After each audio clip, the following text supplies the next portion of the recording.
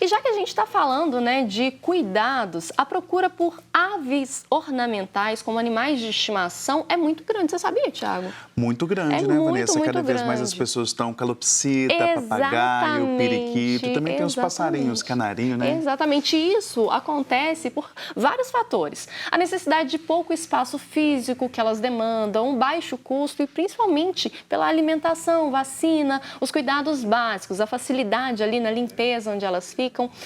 Enfim. Mas antes de ter uma ave em casa, é preciso saber alguns cuidados para garantir a sua segurança e qualidade de vida. E é isso que a gente vai aprender no quadro Manhã Pet de hoje. No quadro Pet de hoje, nós vamos dar dicas e falar sobre o cuidado com as aves. Você tem algum animalzinho em casa, uma calopsita, um passarinho, um papagaio, uma maritaca?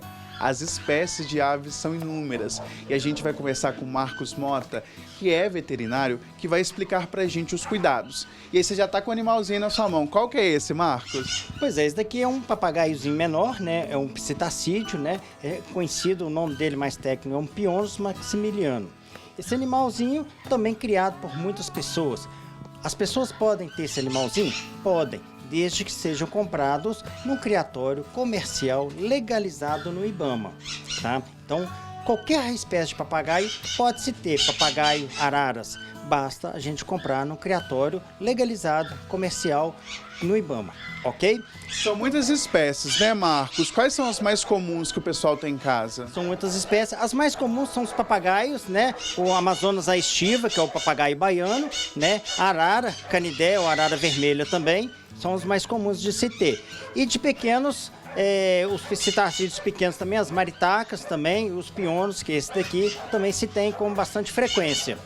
Voltando a avisar, comprados em criatórios comerciais legalizados pelo IBAMA. Alguns passarinhos, calopsita, não precisam ter essa liberação. Como é que funciona com esses animais que são mais comuns, né? Que a gente fala que são os animais mais domésticos.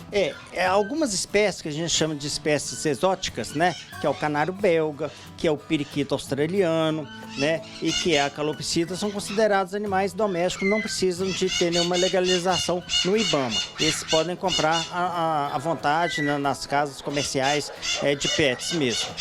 Mas esse papagaio, o tipo de papagaio precisa ter. E a gente agora falando cuidado com essas aves, né? A gente está aqui com os animais. Qual que é o tipo de cuidado que tem que se ter com os pássaros, com as aves? Tem que ter um ambiente seguro, um ambiente com atividades, com galhos. Como é que é o recinto para esses animais? Os psitacídeos você pode criar desde solto dentro de casa, muitos são soltos dentro de casa, ou então em recintos de tamanhos apropriados. Vai depender da quantidade de aves que você tem na sua casa, é que você vai estipular o tamanho desse recinto, ok?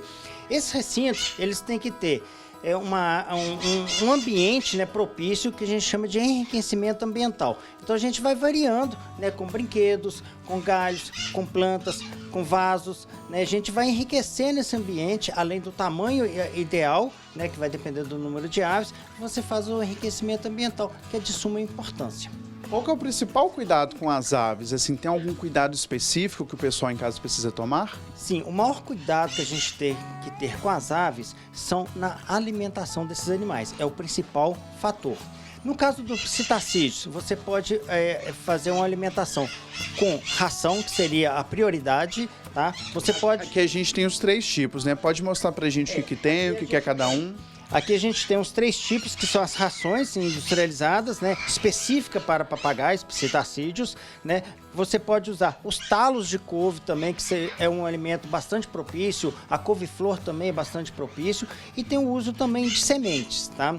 É muito questionado no meio, né, se pode dar sementes, se é adequado para você dar sementes para essas aves. As sementes, que é no caso aqui a semente de girassol, ela é muito utilizada, depende do objetivo daquela pessoa.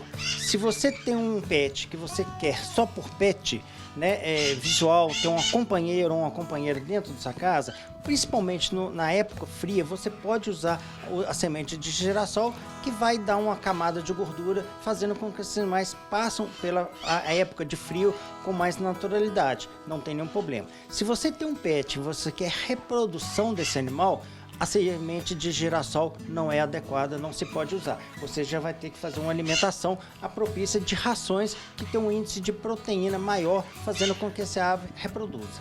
Fruta, outro tipo de alimento pode dar para as maritacas, para os papagaios, passarinhos? Sim, as frutas são todas liberadas, né? Frutas de época, todas as frutas você pode utilizar. Tem as mais utilizadas, as mais comuns, que são muito mais saborosas, que é o mamão, que é a banana, bastante utilizados e bem aceitável por todos os citacídeos, sem nenhum problema. E tem as menos utilizáveis. Abacate é a única fruta que realmente não se dá para animal nenhum, porque realmente não vão comer.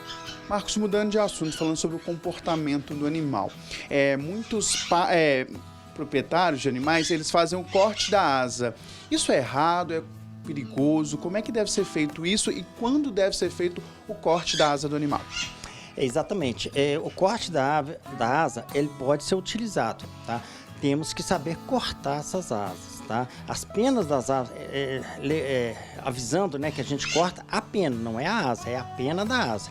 Né? A gente tem, tecnicamente, as remigens, que são as penas primárias e as secundárias, sendo que as primárias, que é que fica no meio da asa, elas são cortadas. As das pontas não se devem cortar por duas razões clássicas. Primeiro, elas são utilizadas como freio. Então, se a ave cai de cima da geladeira, por exemplo, no chão, da mesa no chão, ela usa como freio, ela vai amortecer a queda no chão, fazendo que proteja a quilha para evitar fraturas e machucados piores, né?